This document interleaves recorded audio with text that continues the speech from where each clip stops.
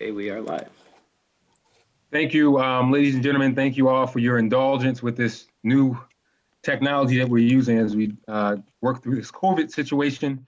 I'd like to call the Finance Committee of the Rochester City Council to order, and I'd ask the clerk to please call the roll. Councilmember Evans, Present. Councilmember Harris, Present. Councilmember Patterson, Here. Vice President Lightfoot, Here. President Scott. Here. Thank you. And we'll begin with the first piece of legislation, Introductory number 106, approving the commitment of reserve funds. Let's start off with questions from committee members first. Do any committee members have questions on Introductory number 106? Okay, hearing none. Anyone that's not on the Finance Committee that has any questions on Introductory number 106? Hearing none, I'll ask for a motion. Move it. Moved by Second. Councilmember Patterson. Is there a second? Second. Seconded by President Scott. All those in favor? Aye. Aye. All right, that passes unanimously. The clerk will enter the affirmative vote of 5-0 into the record. Thank you, Madam Clerk. You're welcome. Introductory number 107 is appropriating firefighters insurance funds. I'll open the floor to committee members that might have questions first. Any committee members that have questions on Introductory number 107? Hearing none, any non-committee members have questions on Introductory number 107? Okay, I'll entertain a motion. Move it. Motion. Been moved by Councilmember Patterson and seconded by Councilmember Harris. All those in favor, please say aye. Aye. Aye. The ayes have it. That passes unanimously. Madam Clerk. The clerk will enter the affirmative vote of 5-0 into the record. Thank you, Madam Clerk. You're welcome. The next introductory is Introductory number 108, authorizing the cancellation or refund of erroneous taxes and charges. I'll start with committee members. Any committee members have questions, comments, concerns on Introductory number 108? Hearing none, any other council members not on the committee that have questions on Introductory number 108? Move it. Been moved by Councilmember Patterson. Is there a second? Second. Been seconded by Councilmember Harris. All those in favor? Aye. Aye, that passes unanimously. Madam Clerk. The clerk will enter the affirmative vote of 5-0 into the record. Thank you, Madam Clerk. You're welcome. Introductory number 109 is authorizing agreements for community engagement and associated technical services for city projects. Questions, comments, or concerns from council members on the committee? Hearing none, any non-committee members from council that have questions? Move it. Been moved. Is there a second? Second. It's been moved by Councilmember Patterson and seconded by Councilmember Harris. All those in favor, please say aye. Aye. Aye. The ayes have it. That passes unanimously. Madam Clerk. The clerk will enter the affirmative vote of 5-0 into the record. Thank you, Madam Clerk. You're welcome. And our last introductory is Introductory number 110, a bond ordinance of the City of Rochester, New York, authorizing the issuance of not to exceed $40,550,000 general obligations refunding serial bonds 2020 of said city to currently refund the outstanding portions of the city's $58,225,000 general obligation serial bonds 2008 Series B bonds, $92,996,949 general obligation bonds under the American Recovery and Reinvestment Act of 2009, and $66,943,000 general obligation bonds, serial bonds 2012 Series I. Questions, comments, and concerns on Introductory number 110 for members of the Finance Committee? Any questions, comments, or concerns for other members of council? Move it. It's been moved by Councilmember Patterson. seconded by Councilmember Harris. All those in favor? Aye. Aye. Aye. The ayes have it. That passes unanimously. Madam Clerk? The clerk will enter the affirmative vote of 5-0 into the record. Thank you. Is there any other business to come before the Finance Committee of City Council? Hearing none, we are adjourned. Thank you. At this time, I call the Neighborhood Business Development. Council member, we do need to wait until 4:10 to do that, and we're going to need to change out some of the folks that are in the meeting. So hold on one moment as we do that.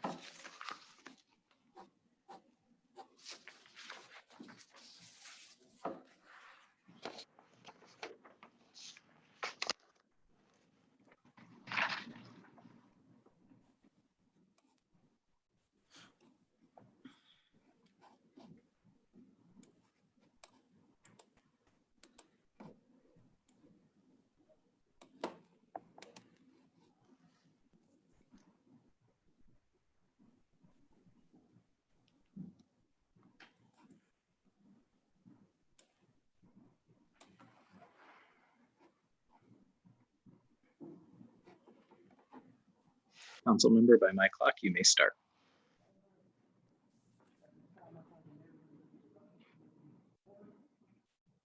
At this time, all right. At this time, I call the Neighborhood and Business Development Committee to order and ask the clerk to call the roll. Councilmember Patterson, Here. Councilmember Lupian, Here. Councilmember Ortiz,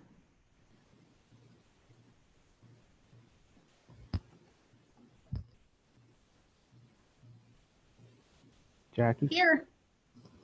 Vice President Lightfoot, Here. President Scott. All right. Introductory number. Let the record reflect that we're also joined by all of the other members of council.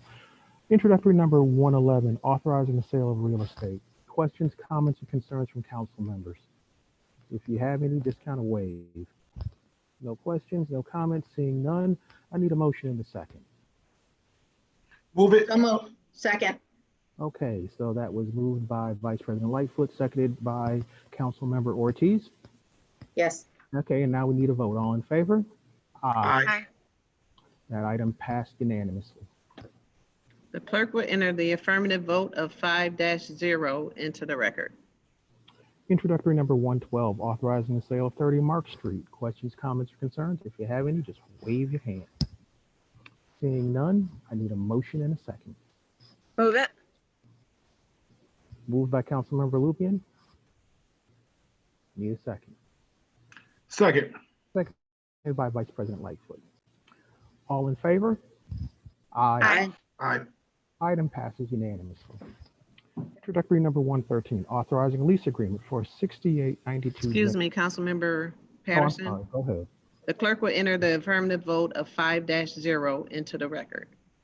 Thank you. Introductory number 113, authorizing a lease agreement for 6892 Genesee Street. Questions, comments, or concerns? Seeing none, I need a motion in a second. Move Move it. it. Second. All right. Item moved by Vice President Lightfoot, seconded by Councilmember Lupian. And at this time, we'll now vote. All in favor? Aye. Item passes unanimously. The clerk will enter the affirmative vote of 5-0 into the record. Introductory number 114, authorizing the sale of 415 Orchard Street and 354 Whitney Street. Questions, comments, or concerns? Seeing none, I need a motion and a second. So moved. Second. All right, we've got a motion from Councilmember Lupian and a second from Councilmember Ortiz. All in favor? Aye. Item passes unanimously. Introductory number 115, authorizing a mandatory. Excuse me, Councilmember Patterson.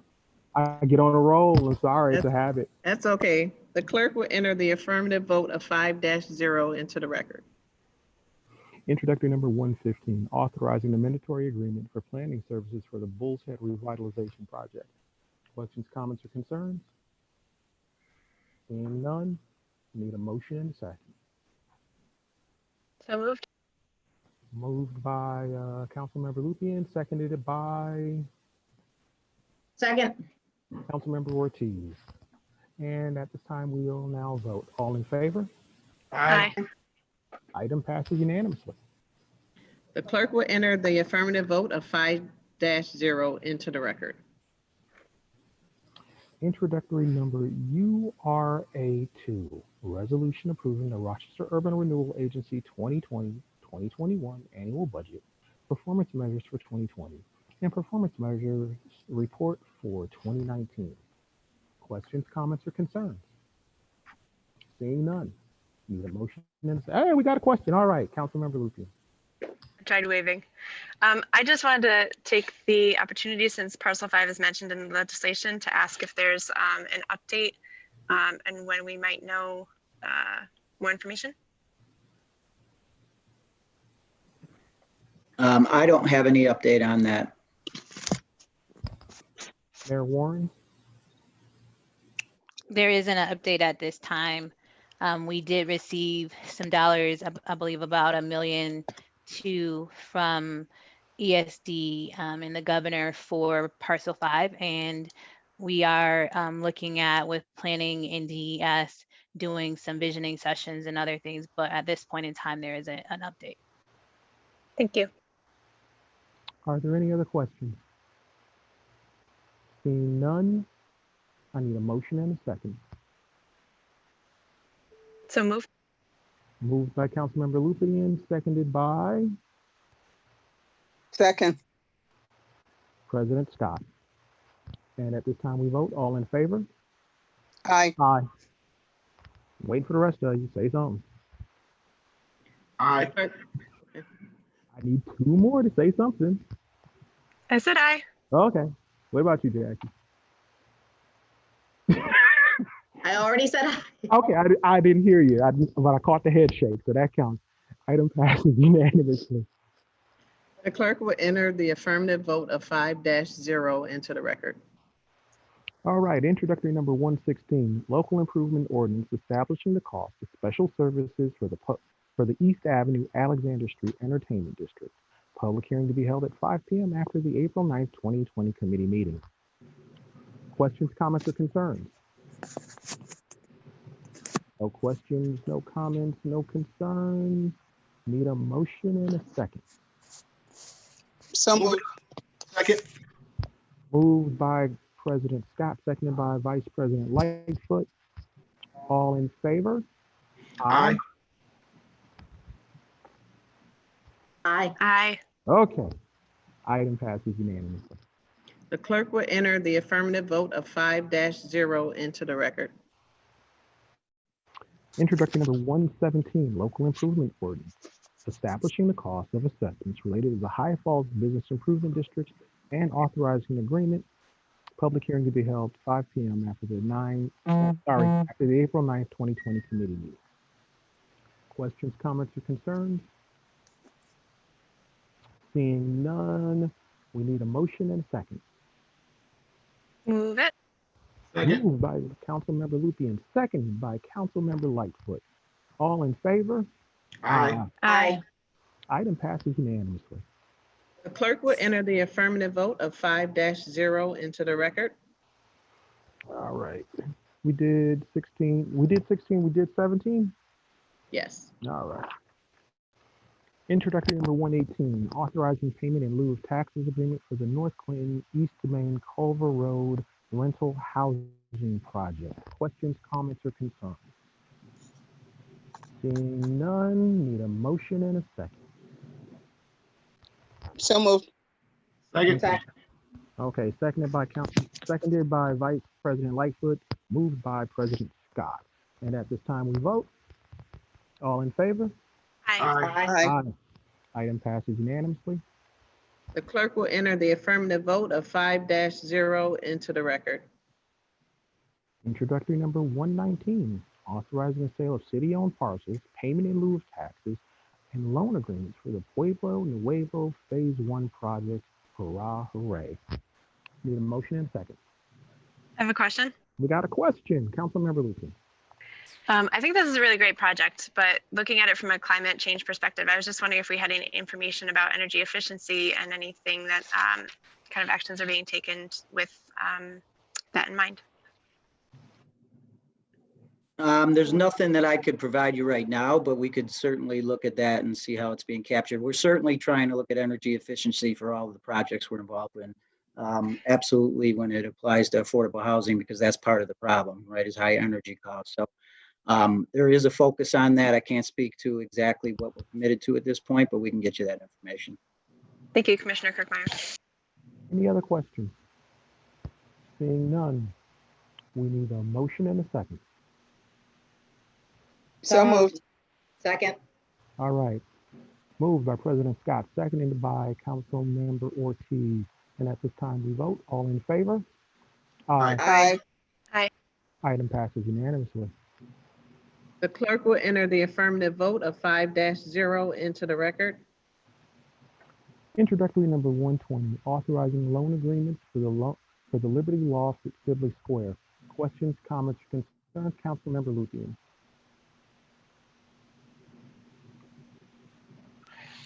So on this one, I'm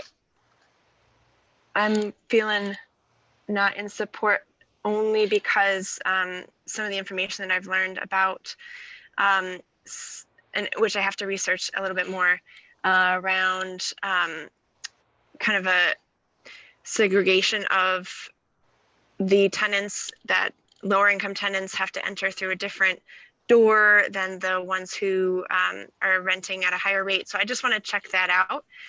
So that's all I want to say about that.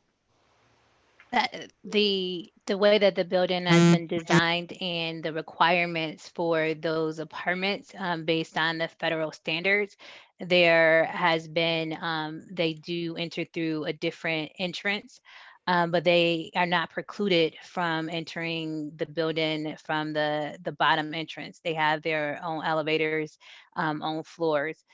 This is basically how the funding comes through, and the standards that and requirements of materials that have to be used for those units are regulated by the federal government.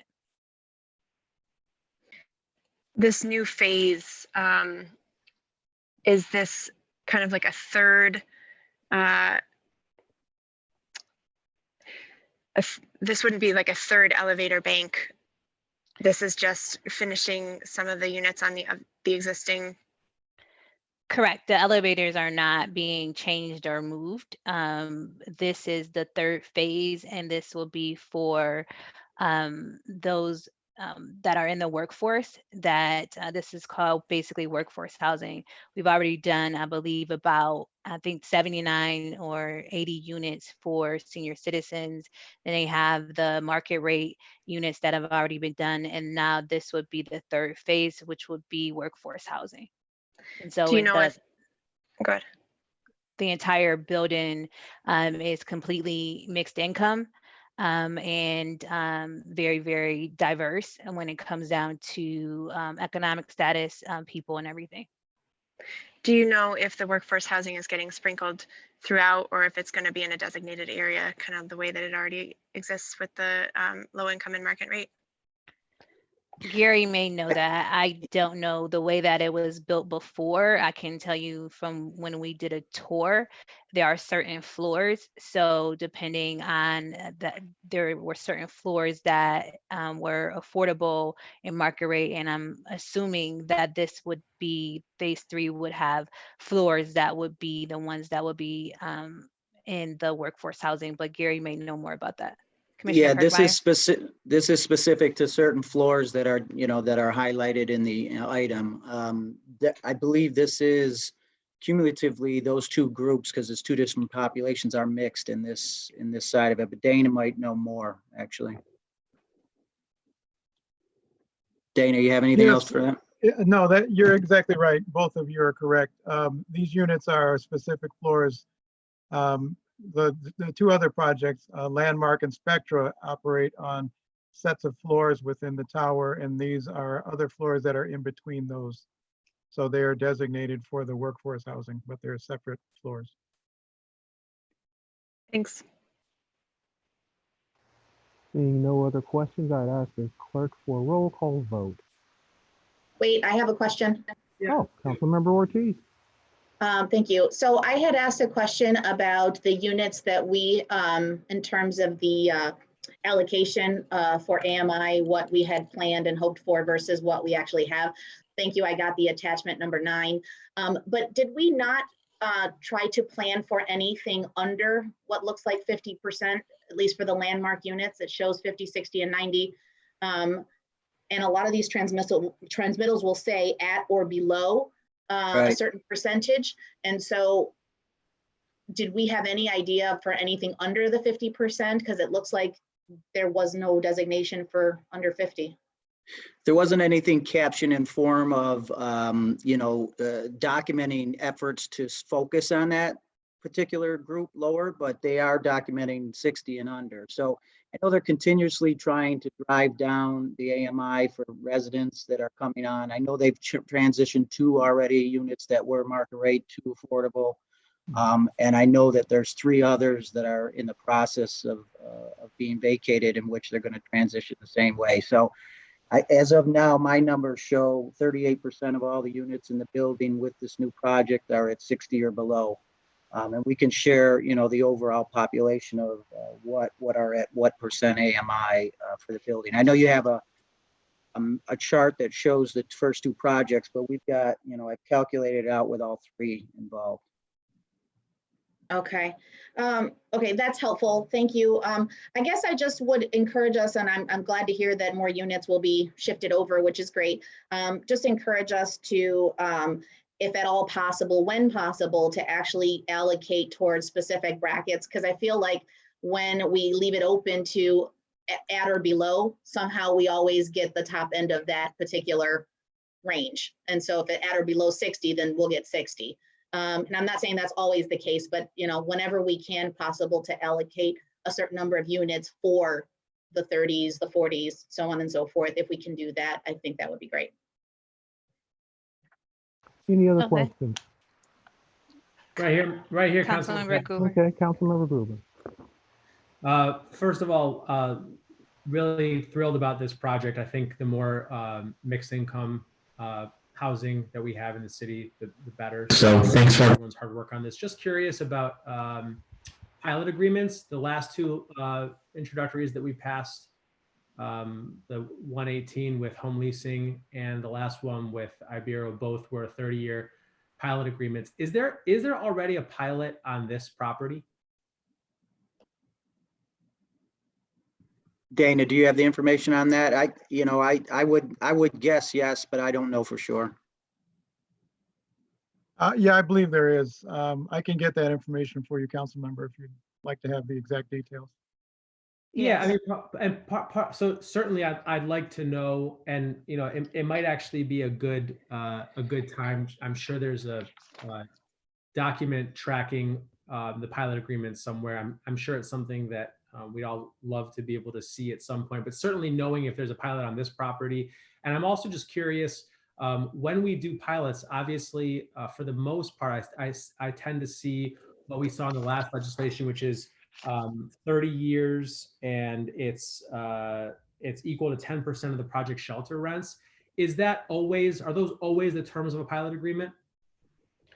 No, those aren't always the terms, and it is not always that long. It depends on the project, and there is a pilot on this particular property at this point in time. We'll get you the details on the years on that. But if the Corporation Council wants to talk about the different pilot agreements, they're not standard all across the board. They're different.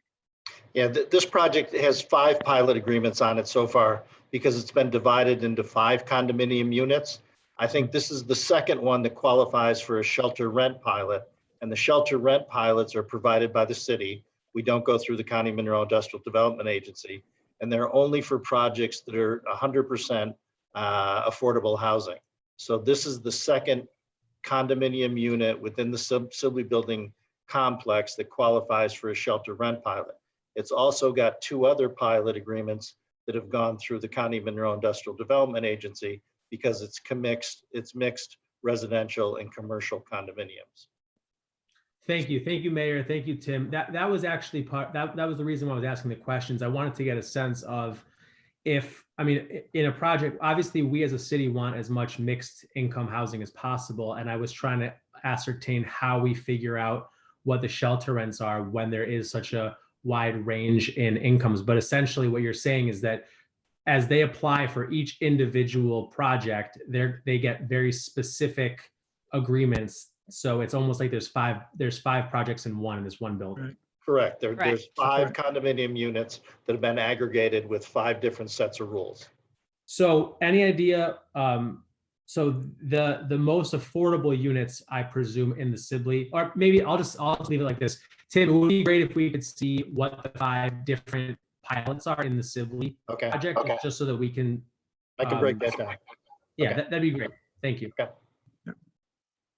Okay. Do we also have any information on what 10% of shelter rents comes out to be in terms of the percentage of the fully assessed rate?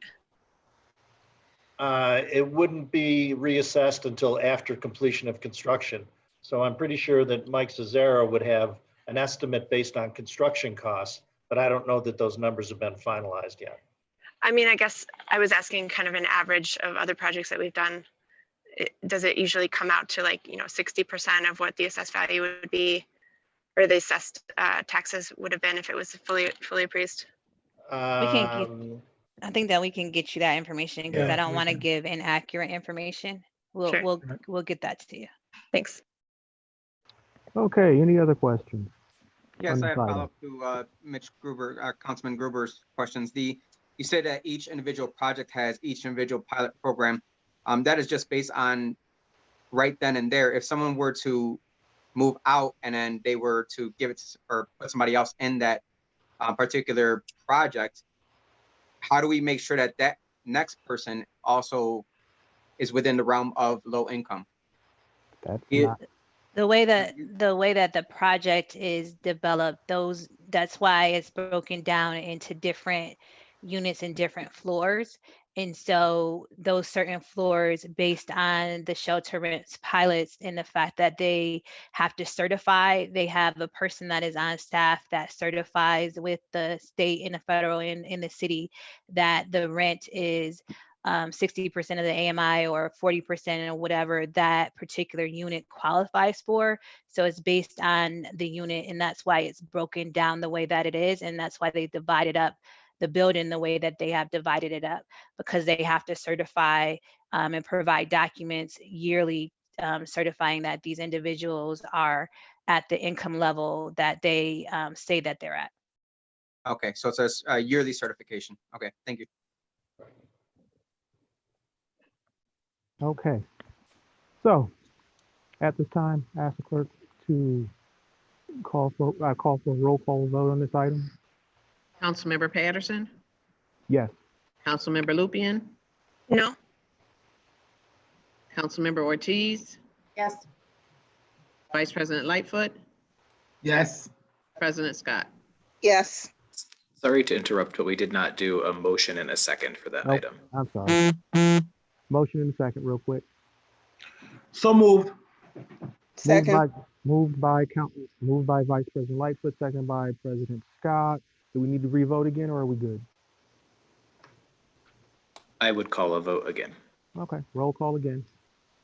Councilmember Patterson, Yes. Councilmember Lupian, No. Councilmember Ortiz, Yes. Vice President Lightfoot, Yes. President Scott. Yes. Item passes 4-1. The clerk will enter the affirmative vote of 4-1 into the record with Councilmember Lupian voting no. Introductory number 121, local improvement ordinance authorizing special work and services related to the South Avenue Alexander Street Open Space District. Public hearing to be held at 5 p.m. after the April 9th, 2020 committee meeting. Questions, comments, or concerns? Seeing none, need a motion in a second. Motion to consider. Second. Moved by Vice President Lightfoot, seconded by Councilmember Lupian, and now we vote. All in favor? Aye. Aye. Item passes unanimously. Okay. The clerk will enter the affirmative vote of 5-0 into the record. At our last committee meeting, I held introductories 76 and 77 related to the Flower City School 54 campus modernization project. At this time, I would like to vote on that, but prior to that, I'd like to know if there are any questions, comments, concerns. Councilmember Lupian.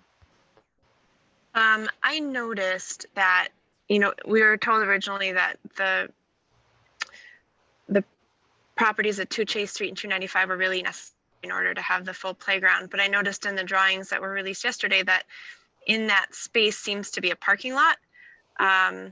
So I have kind of maybe looking for an explanation there. And also, I understand the concern about the bus loop and providing added safety, but I wondered if I could get an explanation of the safety concerns for the current arrangement for the buses.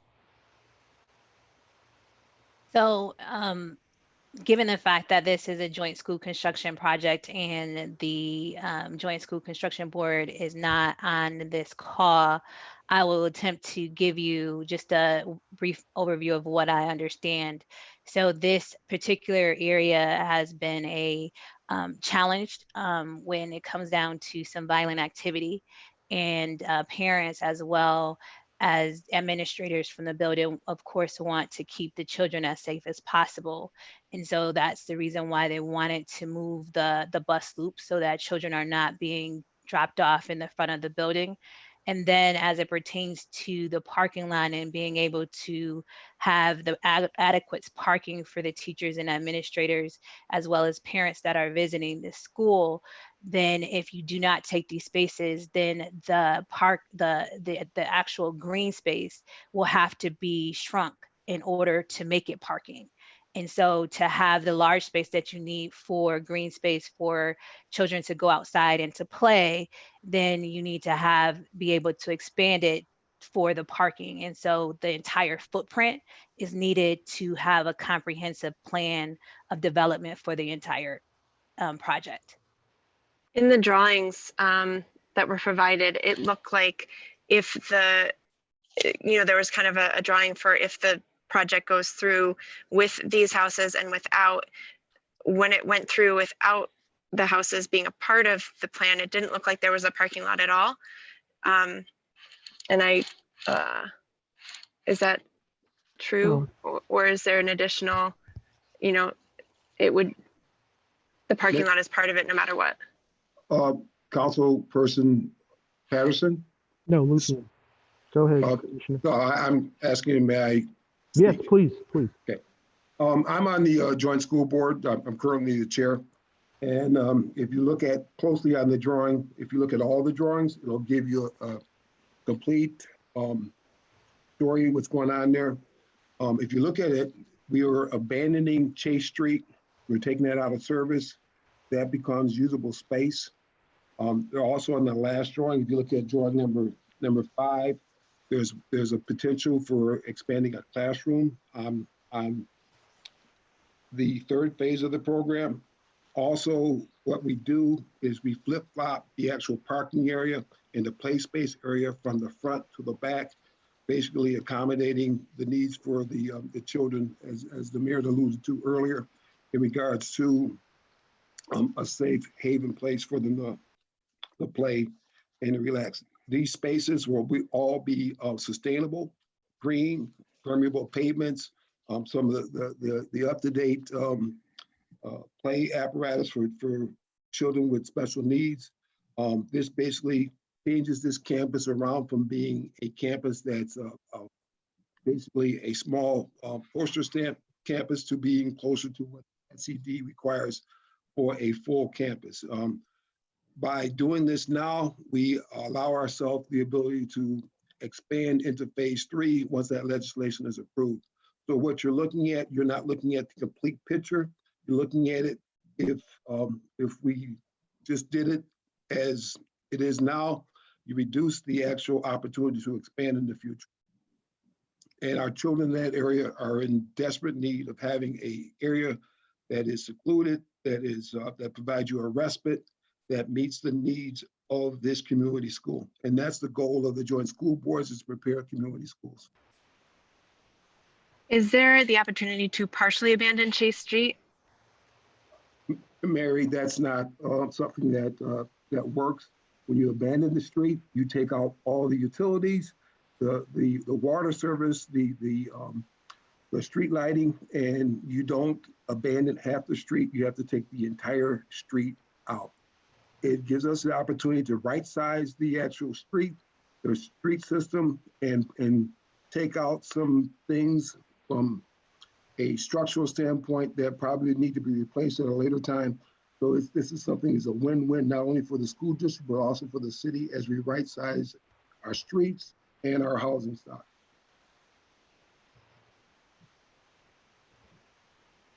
Thanks for that answer. Okay. Do we have any other questions on these two items? I will actually go through them, but we might as well have a conversation now. I do. I have just one Councilmember additional Ortiz? question. Absolutely. So I had asked the question about where the last conversation stood with the folks, and thank you. It looks like for the most part, everyone except for one property has pretty much worked out that situation. Can someone just please tell me for that last house where it says, we've tried to contact them a few times and, haven't had a resolution. What was the last conversation overall with that particular, was a number presented? Were they kind of on the fence? Can you just please give us a better idea of what that last conversation was like with the homeowner? Sure. Councilmember Ortiz, I can speak to that. The last conversation with that property owner was at 2:00 p.m. today. Oh, okay. We continue discussing the property with the owner. We were not able to reach an agreement on a price. There is a maximum amount that the school district, the RSMP, is willing to pay. We continue to negotiate with the owner, but the owner has not looked into any other housing yet, and has asked that we hold off until Wednesday of next week to continue discussions with her. We've asked if we could instead have those discussions on Monday, and we hope to have a conversation with her on Monday, but she is not really wanting to move forward in an expedient manner on this, but we continue speaking with her. Well, And let me just add to that, this is not a person we haven't had conversations with. That was the Ab Street property. This 295 Sherman, we've had several conversations with. We had a conversation on March 24th where she asked for some time to seek her own professional guidance from a real estate professional. In our conversations today, she has still not done that. So it's not only is she asking to have a conversation again Wednesday, but she's also continuously referencing a value that is more than double the appraised value, and we're certainly not going to get there. Councilmember Pio?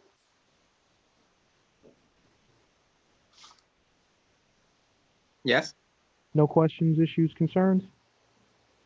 Not really. Actually, I have a follow-up question on the right sizing of our housing stock. That just, we're trying to get rid of the street. Right sizing of our housing stock, that just means we have more houses in that area that we do have people who can live there, correct? Well, yeah, I know Commissioner Jones referenced that, but I can speak to that. I mean, as a city that was built for 330,000 people, we certainly are not right-sized. And although we've seen some really positive trending with vacant properties, in addition to all the new units we've added, so we've dropped like 29% vacant property since 2015, yet while adding 1,900 residential units. So we see a lot of positive trending there. But the truth is, we still have a city that was constructed via streets and housing for 330,000 people. And so right sizing has to be part of the equation here in some form, in some strategic greening manner going forward. Appreciate it. Thank you. And I also think that what's very, very important here is that we're talking about educational space for elementary school students and providing them with the ability to have a facility that is not only state-of-the-art facility, but a quality outdoor space and also an environment that reflects that we care about them and that we want them to have the best education that they possibly could have. And so when we look at these buildings, part of, and I know what the Joint School Construction Board on the renovations of these buildings, these are done in phases. So it's not, automatic that every building, the building will be done. And then there's some things that will happen on the exterior that will be done in a future phase. But you want to acquire the property so that you can, when the phase comes, you'll be able to readily do the work right away. And the quality of the work is very, very important. And when you see the children's face light up when they're walking into their new school building, when we're revealing new artwork, when they get to see that this community truly cares about them, you want to put the best foot forward in a complete campus, especially in this location, given all the challenges that are already in the area. A quality school that reflects that this community truly wants them to have the best education possible is something that we're trying to provide. Additionally, many of these schools were built, over in the early 1900s. And so they are not in a condition to really have the technology and other things that that we need in order to have modern day education conducted in them. And so we are building schools today for the children of the future. And having a school building and a campus that reflects that is something that's very, very important, because we don't want to do things piecemeal and we don't want to do things mediocre. Okay. I have one final comment. Go ahead, Councilmember Lupien. Thank you. Just, we're in different times now, and it's hard to find good housing at an affordable rate regardless. And now there's so many issues around showing, realtors being able to show properties, and just wondering, and also realizing that, the way things are, we don't know what the school year is going to look like, how many times we're going to have to go in and out of isolation.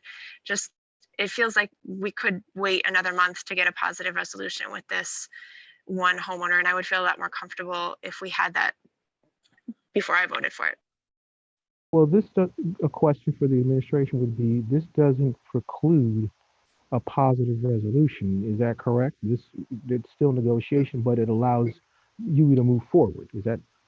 It doesn't preclude a positive resolution. It does allow the campus to move forward, and the fact that we are currently on this site right now. The issue is that construction is happening on this site right now. This school, we want to have a school building that is ready for the kids. I believe that the kids are slated to move in September.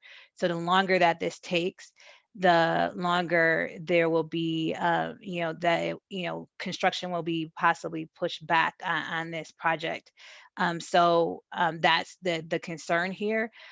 We do believe that we'll be able to continue to negotiate with with this one person, and understanding that the real estate market and other things. Actually, there was just an article online, I believe, that talked about how Rochester's real estate will most likely be able to, we're one of 10 cities that will be able to recover positively from the COVID market and things that happen. And that's because of the housing stock. That's because of the stability in our assessments and other things like that. So at this point in time, we would ask that that council move forward, that allow us to continue to negotiate with this one person, because we don't want construction to be held up, and our children deserve a quality environment to be able to be educated in. Any other questions, comments, or concerns on these two items? No, but I do have I guess a request. I know, Dana, you had said that she was hoping for a conversation again next week, and she was hoping Wednesday, but you said Monday. Is there any possible way we could make that happen prior to Tuesday? And if we can, then, you know, I'm not necessarily opposed to doing a vote on this, but if we could pull it out on Tuesday after you have that conversation, we might know a little bit more. Because Gary, you said she's looking for double, essentially, is what you're saying. But if there's an opportunity for her to have this final conversation and give us an idea, is really that what she's looking at, or is she a little bit more flexible based on the actual appraisal on there? You know, it's hard to say because, you know, initially she wanted to extend the conversation so she could seek professional guidance from a real estate professional of her choosing. And she hasn't taken steps to do that. So I don't know if that's, you know, her intention or not. The delayed conversation is not about us. We're willing to talk every day, every hour of the day. It's really what she has asked for. And it's really in response to the same request we got on March 24th that didn't really have good results. And the conversations aren't really getting any closer in terms of reality and price. May I add something? Please. The property on Sherman Street is important, but it's not as important as the other properties. And I ask that we move forward with the other properties, and we can hold off on doing anything with the other property on Sherman Street. We are at a critical time crunch right now. We have contractors on site, ready to go, and we need to move this forward if we're going to have classrooms operable in September. So I understand Sherman Street waiting on that one. That's fine, but the other properties are all set. We have deals on them. If we can move forward with those properties, we can give that other property some time to figure things out. I would be in favor of that if that's something we can do, because I think actually, Mayor Warren, you had said that might be a possibility to do a carve out to kind of figure as we figure things out. So if Commissioner Jones, that what you're saying, I'd be in favor of that since we have deals on the rest. That's what Well, wait a minute. Just a quick, sorry, I didn't mean to step on anybody, but look, folks, the one holdout property is between two properties that you already have deals on the backside of another property that there's a deal on. So I personally would like to move the items. Vote on them now, move the items. If the administration wants to amend and exclude something later, that has happened in the past. That's something that we can do. But let's move this forward and let's let them continue to do the work that they need to do. There's that just needs to happen. I mean, if you look at page 5 of the item that was sent around to everybody, the plan for that area is such that there's supposed to be some additional classroom space that stretches into where those houses are on Sherman Street. Yes, part of it is a parking lot, but also part of it is part of the expanded playground over there. So we as a council do not need to redesign this project right now here on the fly. Our responsibility is to give to say, all right, administration, we understand what you're doing. go on out there and continue to have that negotiation. If they can't come to an agreement, literally the last piece of property that is there is in between two pieces of property that we already have agreements on. We were looking at 5 properties. We've got deals on 4 properties. The one last property sits between 2 pieces of property that we have deals on Sherman Street. Let's let the administration work. If they can't come to an agreement, or if they're not interested in doing condemnation, they can come back and let us know. But let's move this project forward now. It's been a month. They're still talking. They've made incredible progress over the time that they've been out there.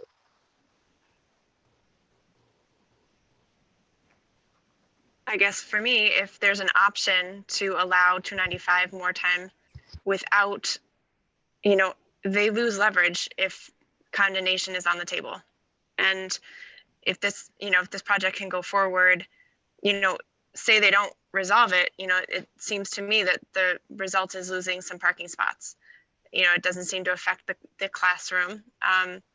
And what Commissioner Jones offered, you know, I appreciate and I see as a good compromise and a way to allow the project to go forward and to allow the homeowner 295 a little bit more time.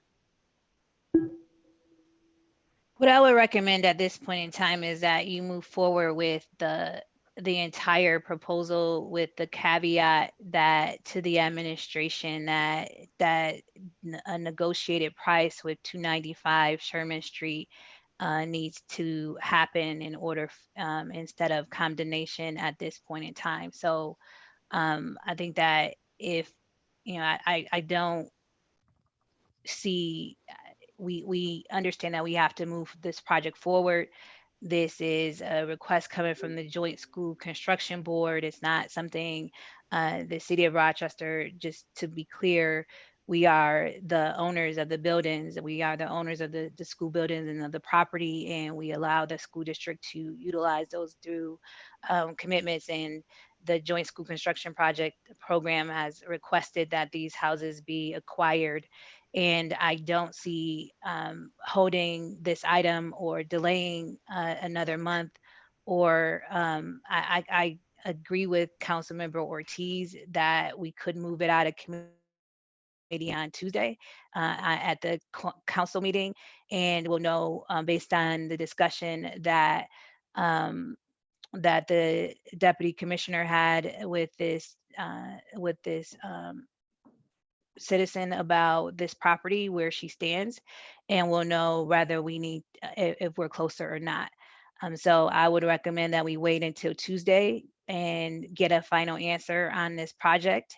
And given the fact that these 2 properties, this property is located between 2 other properties, we shouldn't be, you know, either we're going to go ahead and condemn it or we're not, and we'll know that on Tuesday. But let's give them till Tuesday to give us that answer. Fair enough, the item remains held. If there's no other business before the Neighborhood Business Development Committee, this meeting is adjourned. Okay, we're going to start letting in folks for the Parks and Public Works Committee now.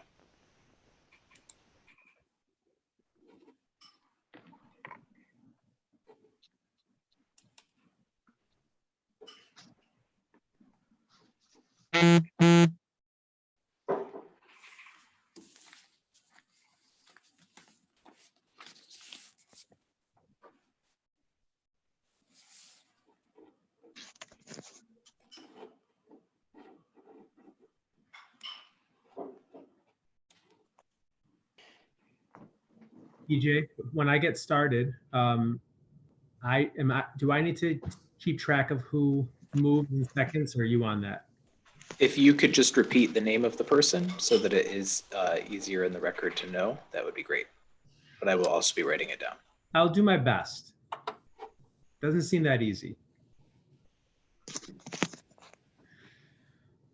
I also would like to apologize in advance if people hear a crying infant. I'm doing my best, and all the credit in the world to my wife, but there is some crying going on in the household at the moment. Tell Levi we said hi. And happy Passover to everyone. Saw at least Mr. Udelson on the call, I think fellow member of the tribe. Happy Passover. We ready, BJ? Yes, whenever you are. Okay, then I'm going to call the Parks and Public Works Committee to order. Will the clerk please call the roll? Councilmember Gruber, Here. Councilmember Evans, Present. Councilmember Pio, Here.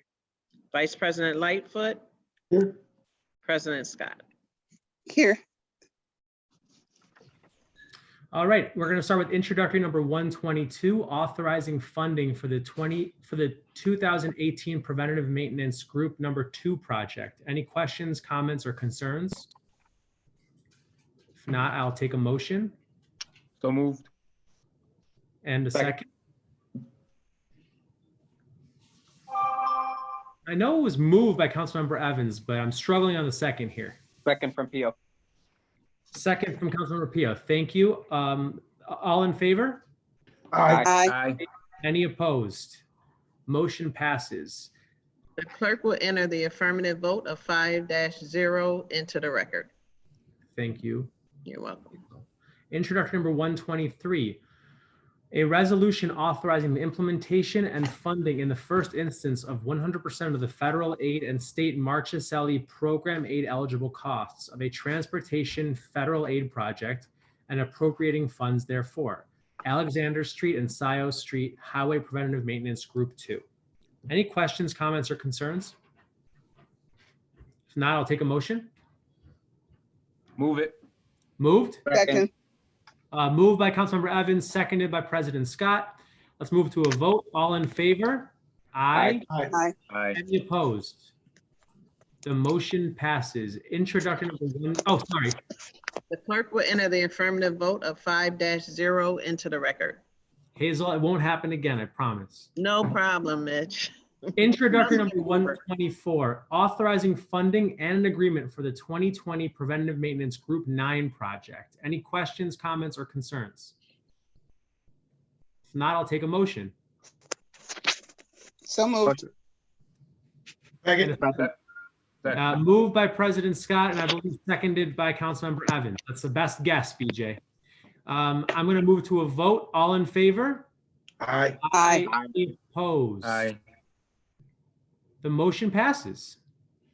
The clerk will enter the affirmative vote of 5-0 into the record. Introductory number 125, a bond ordinance of the City of Rochester, New York, authorizing the issuance of $1,355,000 bonds of said city to finance the 2020 Preventative Maintenance Group 9 project. Any questions, comments, or concerns? If not, I'll take a motion. So moved.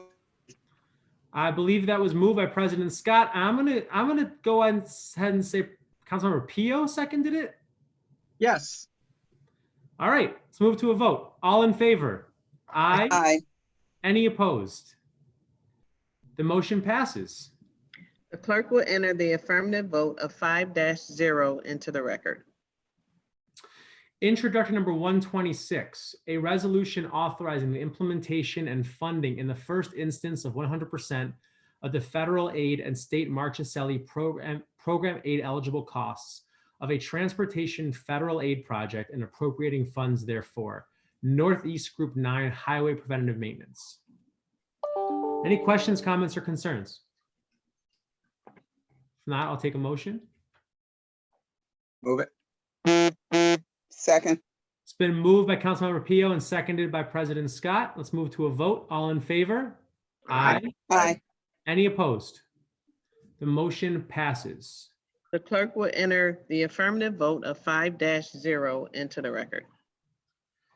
Introduction number 127, authorizing pavement width changes for the Carter Street and North Street milling and resurfacing program. A public hearing to be held at 5 p.m. after the April 9th, 2020 committee meetings. Before I open up for questions, comments, or concerns, BJ, can you just give a little bit of clarity on what we're doing for the public meetings? Yes, certainly. The public meetings are going to be held at 5 o'clock or whenever our committees end. So likely a little bit after because it's 5 o'clock now. But we put out, and President Scott, I think, will address some of this in her opening remarks, but the clerk's office sent public notices to the homes of individuals that were required to be notified about any of the public hearings. We also have placed on the city's website and on the council's social media ways to access contacting the office if people did have any comments or concerns, which was to send an email to council@cityofrochester.gov or to send anything to the clerk's office using US Post.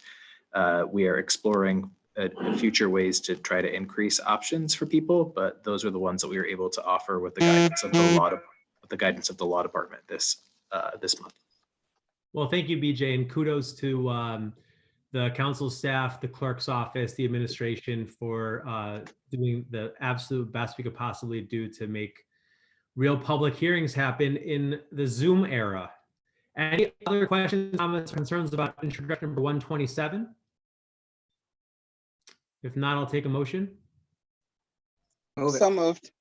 It's been moved by President Scott and seconded by Councilmember Pio. Let's move to a vote. All in favor? Aye. Aye. Any opposed? The motion passes.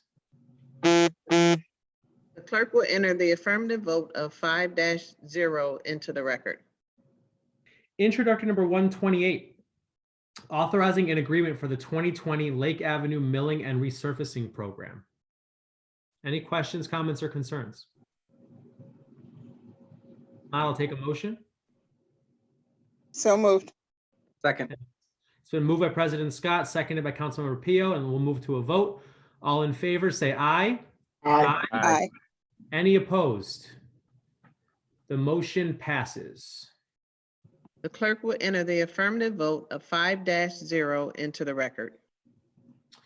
Introductory number 129, a bond ordinance of the City of Rochester, New York, authorizing the issuance of $1,456,000 bonds of said city to finance the 2020 Lake Avenue Milling and Resurfacing Program. Any questions, comments, or concerns? If not, I'll take a motion. Move it. So moved. So moved by Vice President Lightfoot and seconded by President Scott. We'll move to a vote. All those in favor, please say aye. Aye. Aye. Any opposed? The motion passes. The clerk will enter the affirmative vote of 5-0 into the record. Moving to introduction number 130, a bond ordinance of the City of Rochester, New York, authorizing the issuance of $342,000 bonds of said city to finance the replacement of water line and service associated with the 2020 Lake Avenue Milling and Resurfacing Program. Any questions, comments, or concerns? If not, I'll take a motion. Move it. In a second. Second. Been moved by Councilmember Pio, seconded by Vice President Lightfoot. We'll move to a vote. All those in favor, please say aye. Aye. Aye. Are there any opposed? Okay, the motion passes. The clerk will enter the affirmative vote of 5-0 into the record. That brings us to introduction number 131, a bond ordinance of the City of Rochester, New York, authorizing the issuance of $1,220,000 bonds of said city to finance certain costs of the Northwest Quadrant Contract 2020 Phase 1 Hazardous Sidewalk Replacement Program. Any questions, comments, or concerns? If not, I'll take a motion. Move it. Second. Moved by Councilmember Evans, seconded by Councilmember Pio, and we'll move to a vote. All those in favor, please say aye. Aye. Any opposed? The motion passes. The clerk will enter the affirmative vote of 5-0 into the record. Introduction number 132, authorizing receipt and use of reimbursement funds from the Rochester Pure Waters District. Any Move to questions? that. So moved by Councilmember Scott, by Council President Scott. Anyone for a second, please? It's been seconded by Councilmember Pio. We'll move to a vote. All those in favor, please say aye. Aye. Aye. Any opposed? The motion passes. The clerk will enter the affirmative vote of 5-0 into the record. Okay, we're going to move to introduction number 133, a resolution authorizing the implementation and funding in the first instance of 100% of the federal aid and state Marchicelli program aid eligible costs of a transportation federal aid project and appropriating funds therefore, Waring Road from Culver Road to Norton Street. Any questions, comments, or concerns? comment. Move it. Sorry. Councilmember Patterson? I'd just like to commend the administration for the wonderful work on this. When I first came on council, Commissioner Jones assured me that this would get done, and by God, it's getting good done. So thank you, sir. You're welcome. Commissioner Jones is a man of his word. Here we are. Do we have can someone move it for me? So Move moved. it. Second. Moved by President Scott, seconded by Vice President Lightfoot. We'll move to a vote. All those in favor, please say aye. Aye. Any opposed? The motion passes. The clerk will enter the affirmative vote of 5-0 into the record. Moving to introductory number 134, appropriating community development block grant funds to improvements at Don Samuel Torres Park. Any questions, comments, or concerns? Now I'll take a motion. Move it. Councilmember Patterson, we had a question? I'd just like to commend the administration again for their good work. Yeah, very excited to see the final product of this park. It's going to be wonderful, especially for a lot of the baseball leagues that play there. So kudos indeed. And let's see who did I saw Vice President Lightfoot move it. No, someone who wants to move it? So moved. Moved by President Second. Scott, seconded by Second. Councilmember Evans. We'll move to a vote. All those in favor, please say aye. Aye. Any opposed? Motion passes. The clerk will enter the affirmative vote of 5-0 into the record. Introductory number 135, authorizing the receipt and use of state funds for a recreational trail program. Questions, comments, or concerns? Now I'll take a motion. Move it. So moved. Moved by Councilmember Pio, seconded by President Scott. That's my best guess. BJ, do with it what you will. We're going to move to a vote. All those in favor, please say aye. Aye. Aye. Any opposed? The motion passes. Introductory number 136. Oh, I'm sorry, Hazel. That's okay. That's okay, Councilmember Gruber. The clerk will enter the affirmative vote of 5-0 into the record. I'm really just trying to get through this so you guys don't have to keep staring at my face. Introductory number 136, a resolution authorizing the City of Rochester CSX acquisition project. Any questions, comments, or concerns? If not, I'll take a motion. Move it. Move to adopt. It's been moved and seconded. I believe Councilmember Pio and President Scott. So we'll move to a vote. All those in favor, please say aye. Aye. Aye. Aye. Any opposed? The motion passes. The clerk will enter the affirmative vote of 5-0 into the record. Introduction number 137, authorizing an agreement for the vacuum oil brownfield opportunity area river trail. Any questions, comments, or concerns? Yes, I have a question. Councilmember Pio. One of the questions I had was in terms of the design of it. I believe the neighborhood association already had a design created by the CDCR. Do we have that on file? Councilperson Pio, yes, we do have that. That was something that was done in conjunction with Bergman, the Community Design Center, and the Plex Neighborhood Association. But this design was completed in 2010, 2011, and it really needs to be adjusted to deal with the current conditions of the site. So we will be reviewing that design as it is. I did send to our committee chair, Councilperson Gruber, a timeline and a history of what was going on at the Plex site. And I'm sure he'll be able to share some of that information with you. And I can resend it again if you need to have that, Mitch. I'm happy to share that with the rest of the council, Commissioner Jones, and I will say it's very clear there's been a great deal of engagement done with the Plex Neighborhood Association on this. Any further questions? Yeah, Lupian? in the last 10 years, can you explain how the conditions have changed that would require another design? That was not really a design, it was concept. There's certain elements of design when you do design. First is you look at what the actual stakeholders ask for, what's your program? And that was just a concept design with a very limited amount of resources assigned to that. I think there was a grant from the Community Area Foundation, work through Community Design Center in Bergman, very, very minimal, very, very cursory. So when you really want to get into the design, there's more elements and more things that you have to deal with. So we can share that information that we have with you, but 10 years is kind of dated in regards to a design. Conditions change and you may have to update that to accommodate where the conditions are. Could you just explain when you say the conditions change, what that means, from my understanding? Well, conditions change in regards to what happened to the soil there, what's going on with the river wall, what's happening with the properties there, what's happening with all types of different elements of that area.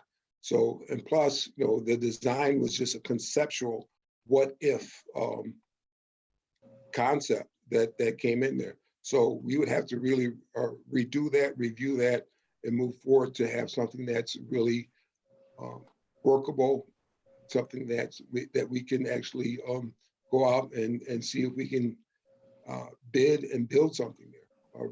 But that was something that was done 10 years ago. Yes. That design will be the basis that Bergman or the whoever is the engineering firm that's going to be working on the new design, they will work in conjunction with the neighborhood association. And so this wouldn't be separate and distinct from any of our community partners. It's just that there's a conceptual design and then there's design to actually get the project done. And so the first was a conceptual design. What would you like to see? Very, high level, looking at the forest. This would be a design to look at the trees and actually what we would be doing at the site. And we will be engaging with the neighborhood association as well as other community partners in order to and have community meetings and public hearings so that they will have opportunity to be a part of this design as well, the final design.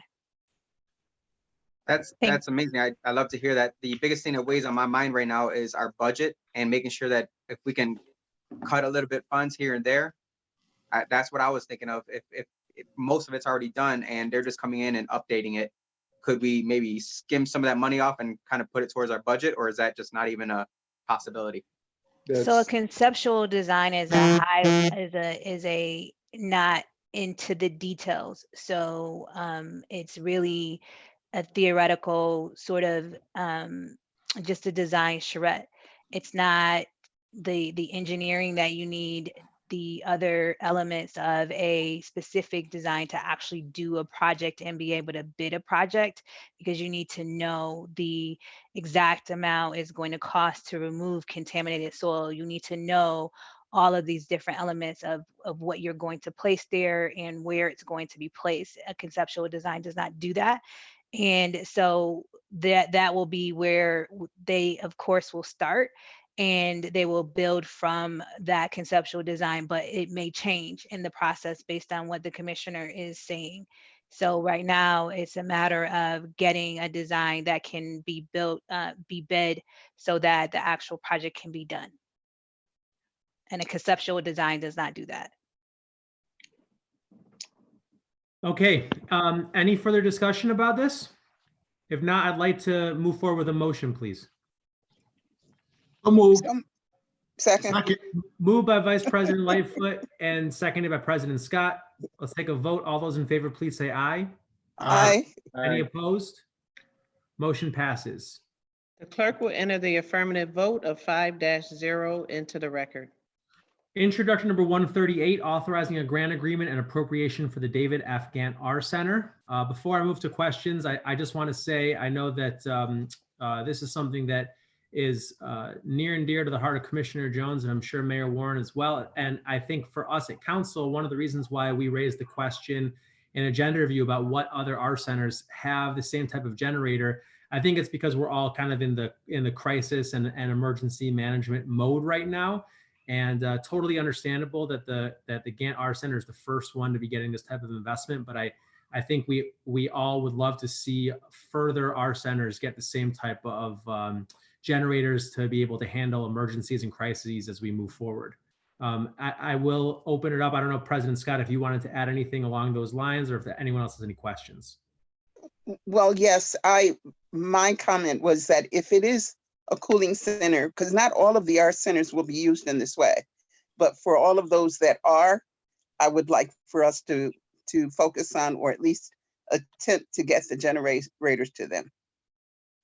Council President Scott, this was a unique opportunity. After the windstorm event of 2017, the mayor and I had the opportunity to speak to the Public Service Commission about the response to the storm events, and the mayor made a plea for them for some support. RG&E came out and they did support us in providing some funds for that. But what we did to be prepared for eventual other events that may eventually happen is to purchase portable generators. We have 150 kVA and 135 kVA generators on trailers right now, that if a cooling center or a center that goes down that's critical to our mission, we have the ability to go there and pigtail that in and tie that in within 2 hours and on any given day.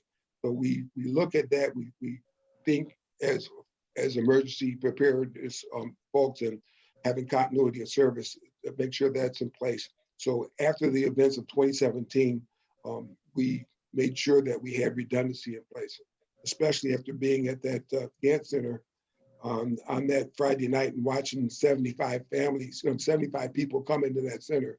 And I just went to bed that night saying, what if we lost power at this place? What will we do? So we don't have to worry about that now, and we have redundancy on top of redundancy. So Thank you. Thank you. Council Vice President Lightfoot. Yeah, thank you, Councilmember Gruber. And this question is for Commissioner Jones. With the with the generators and things that you just referenced, I just want to ask, and it doesn't have to be answered today, but maybe in the future, do we do any type of emergency exercise is to do exactly what you just said we're able to do? Have that ever been done before in a non-emergency type of situation to show that we are prepared for those type of incidents? Have we had plans, or have we had exercises where we've done exactly what you've said? Has that ever happened before? We've done tabletop exercises as part of our SMT with key members of staff, with the mayor conducting that. But we also load test we operate the actual generators at all of our locations on a weekly basis. And we do semi-annual load tests, fully load simulation tests on all generators. As you know from your days at the firehouse, we made it a point to put emergency backup generators at every single firehouse in the city of Rochester, along with our 911 center and at the public safety center. At the public safety building. So we want to make sure that in the event of situations of emergency, these mission critical assets are fully available to move forward. So yeah, so short answer, yes, we operate the generator. Sorry. Thank you. Commissioner Jones, you stated on there, I heard in the answers questions in the email before that the David Gantt Art Center currently has a generator, and it's the only art center with a generator, correct? David Gantt Art Center is the only generator that has a full redundant backup generator. And we do have the ability to go to our centers with generators on trailers that we can tie into emergency power on demand within 2 hours of notification. The legislation that's in front of us is for use of $50,000 in awarded funding from RG&E for a full redundancy. So that means we're going to put a backup to the backup? No, that is to pay for the full redundant generator. Okay. That's what it pays for, that generator that we just installed. Thank you. Okay. Yeah, and obviously we've all seen in the last month just how critical the art centers are to our city and our community members when we're in the midst of an emergency. I don't know if Commissioner Lyons-Torres is on right now, but kudos to her and her whole team, and thank you to the administration for making the art centers what they are. Let's get this motion moved and seconded. So moved. Second. Moved by President Scott, seconded by Councilmember Pio. Let's move to a vote. All those in favor, please say aye. Aye. Aye. Any opposed? Motion passes. The clerk will enter the affirmative vote of 5-0 into the record. Introductory number 139, authorizing receipt of a grant and an amendatory agreement for the Rundle Library Structural Terrace Improvements Phase 4 project. Any questions, comments, or concerns? If not, I'll take a motion. Move it. Second. Second. Moved by Vice President Lightfoot, seconded by Councilmember Evans. Let's move to a vote. All those in favor, please say aye. Aye. Aye. Opposed? Motion passes. Councilmember, you need to abstain on this item. That's right. I am a member of the library board, so I will abstain from this one. So it's a 4-0-1 count. Still passes. The clerk will enter the affirmative vote of 4-401 with Councilmember Gruber abstaining into the record. Introduction number 140, a local improvement ordinance establishing the operation, installation, and maintenance costs of street lighting special assessment districts. A public hearing to be held at 5 p.m. at April 9, 2020 committee meetings. Any questions, comments, or concerns? If not, I'll Move take a for consideration. moved by President Scott, seconded by Second. Vice President Lightfoot. Let's move to a vote. All those in favor, please say aye. Aye. Aye. Any opposed? Motion passes. The clerk will enter the affirmative vote of 5-0 into the record.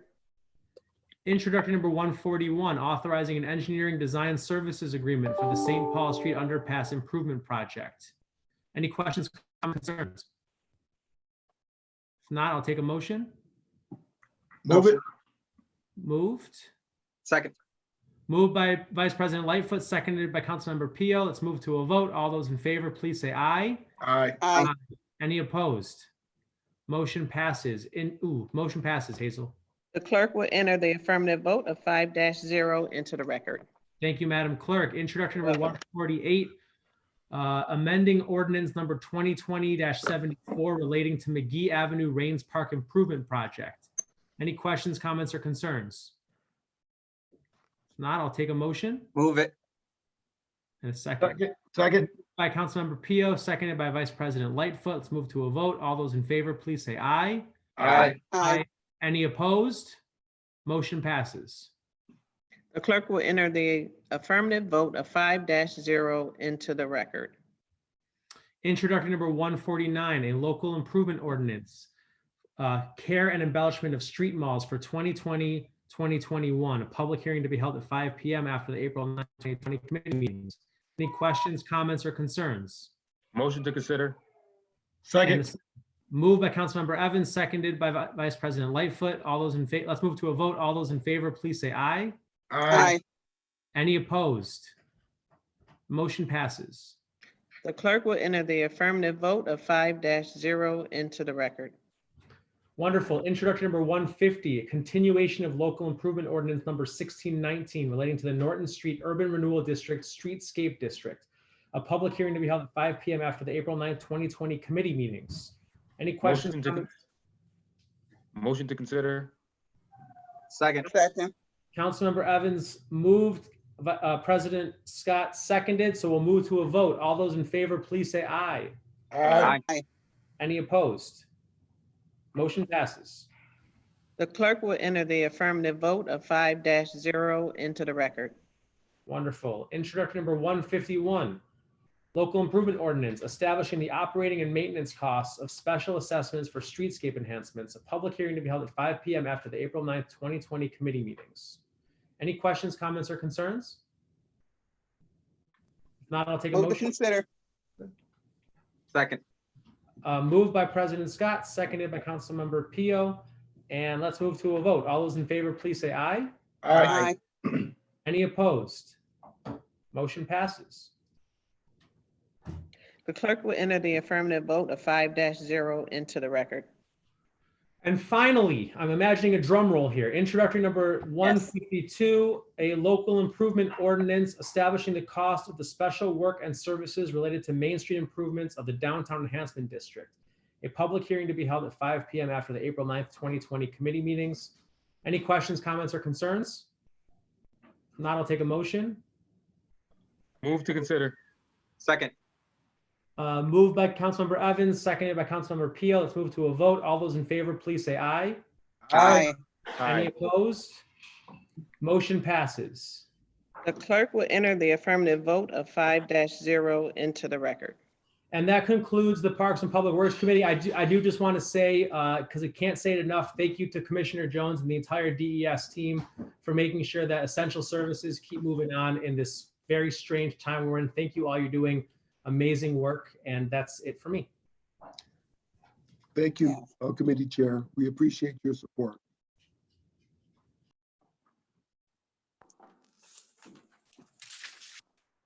Okay, we are letting in folks who've sent their names in for the Public Safety, Youth and Recreation Committee. And I think we have everybody in that was in the waiting room. We all set, BJ? Yes, you should be set to go, Vice President. All right. At this time, we want to, somebody's getting kicked out. Okay. At this time, we're going to call the Public Safety, Youth and Recreation Committee to order. Madam Clerk, would you please call the roll? Vice President Lightfoot. Here. Councilmember Gruber. Here. Councilmember Harris. Here.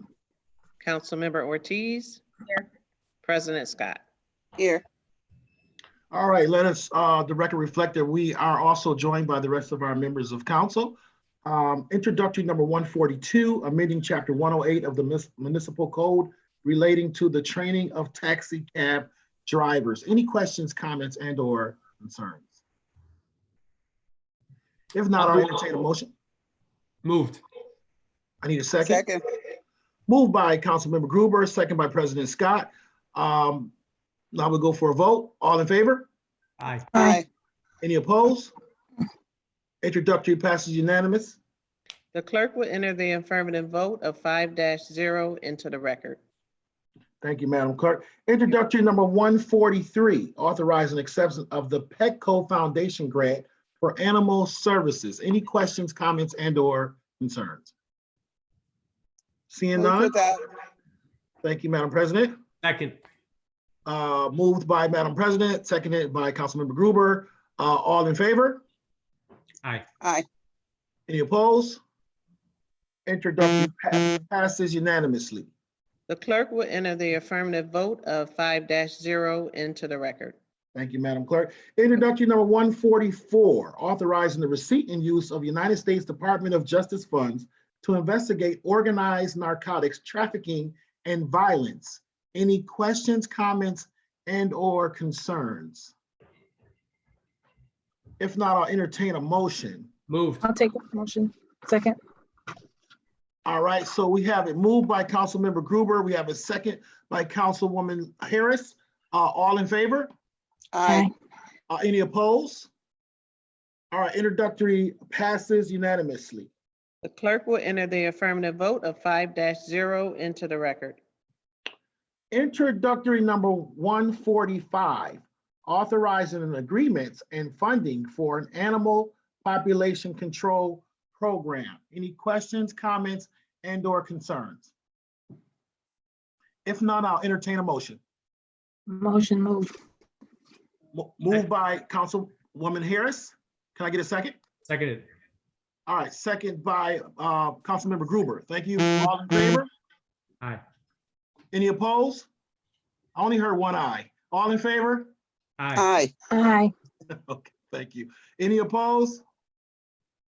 All right, introductory passes unanimous. Clerk will enter the affirmative vote of 5-0 into the record. Okay, introductory number 146, local improvement ordinance, security and snow removal services at the public market for 2020, 2021. Public hearing to be held at 5 p.m. after this April 9th, 2020 committee meeting. Any questions, comments, and or concerns? If not, I'll entertain a motion. So moved. Second. Moved by Councilperson Harris. Can I get a second? Second. Second by President Scott. Thank you. All in favor? Aye. Aye. Any opposed? Introductory passes unanimously. The clerk will enter the affirmative vote of 5-0 into the record. Thank you, Madam Clerk. Introductory number 147, authorizing funding agreements and amending the budget related to the Rock City Skate Park. Any questions, comments, and/or concerns? If not, I'll Move to entertain a adopt. motion. Second.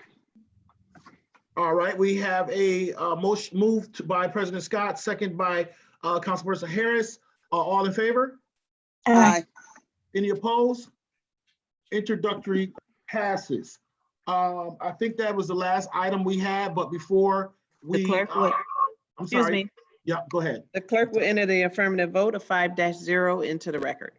I almost had 100. All right. 99 you get. Just won't do, right? So before we, if there's no other business to come before you, I think we have Deputy Chief Simmons on the line. And I just wanted to also, I know that there were some sentiments to Commissioner Jones, but I also want to give my kudos and say that we are very appreciative. Police and fire are essential workers that are out there. Countless have not stopped working. Many of us are working from home while these individuals are working. My understanding is we have had no positive COVID by either police and/or fire personnel, which I think is a tremendous blessing that we haven't had any of our EMS first responders testing positive for COVID.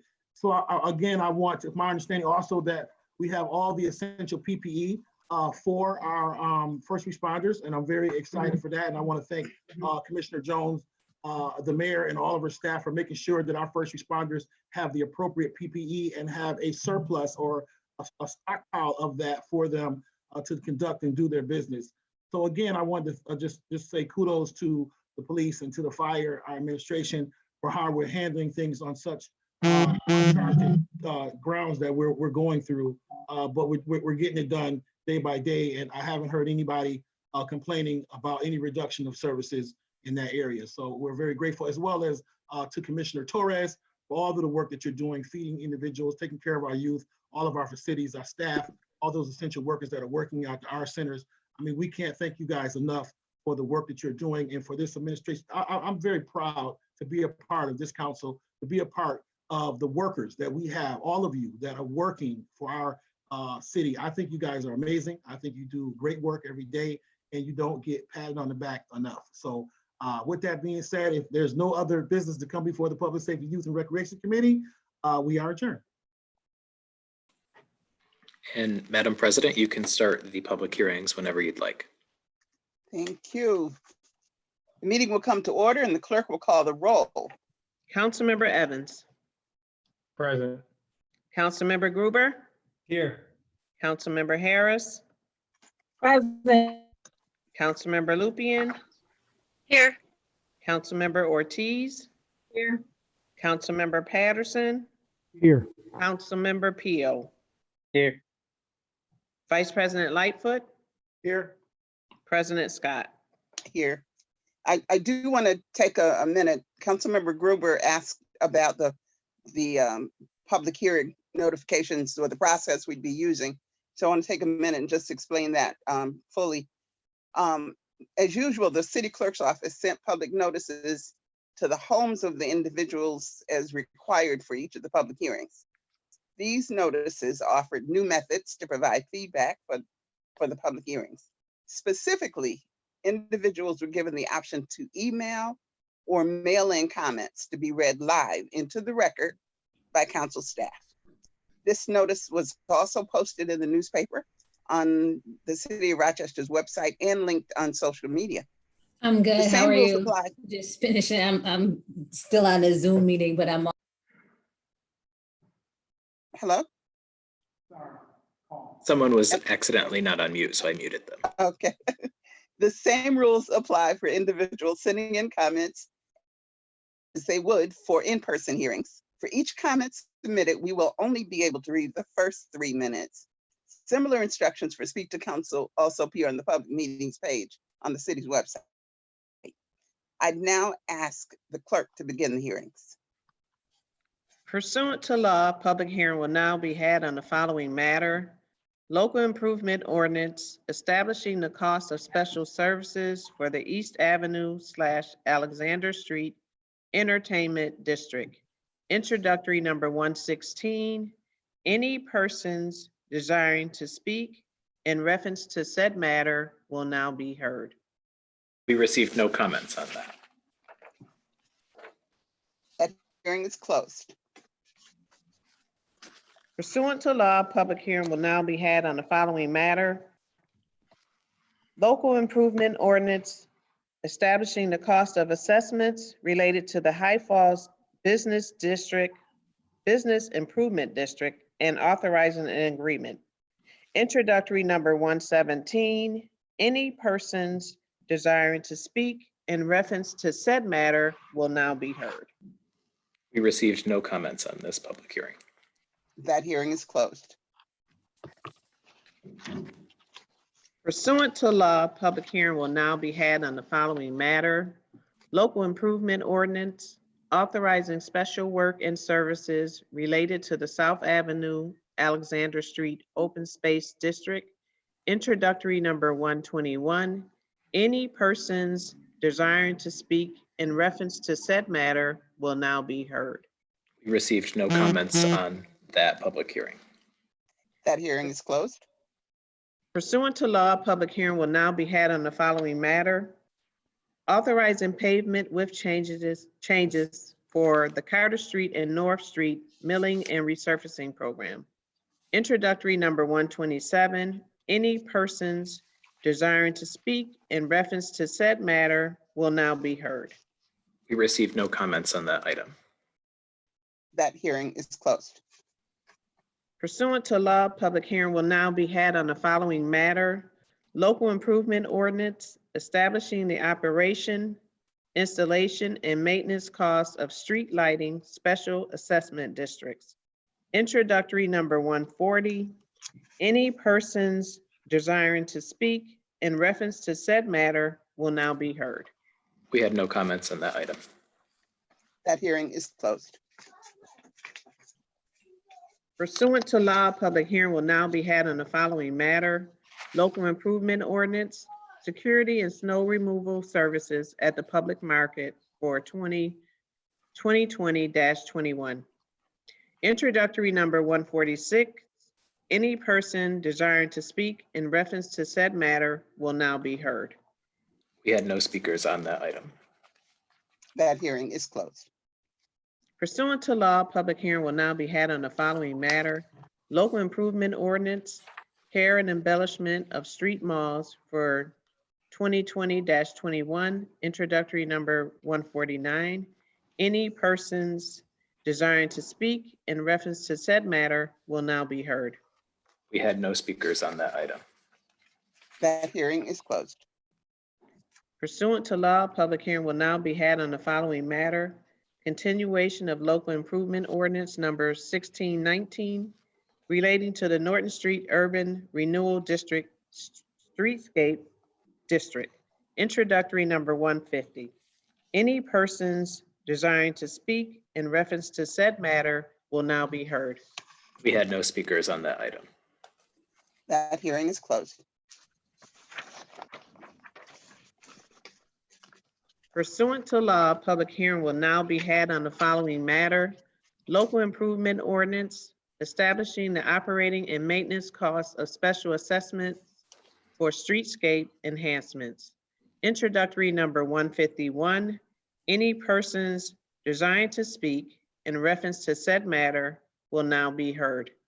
We had no speakers on that item. That hearing is closed. Pursuant to law, a public hearing will now be had on the following matter. Local improvement ordinance establishing the cost of the special work and services related to Main Street improvements of the Downtown Enhancement District. Introductory number 152. Any persons desiring to speak in reference to said matter will now be heard. We had no speakers on that item.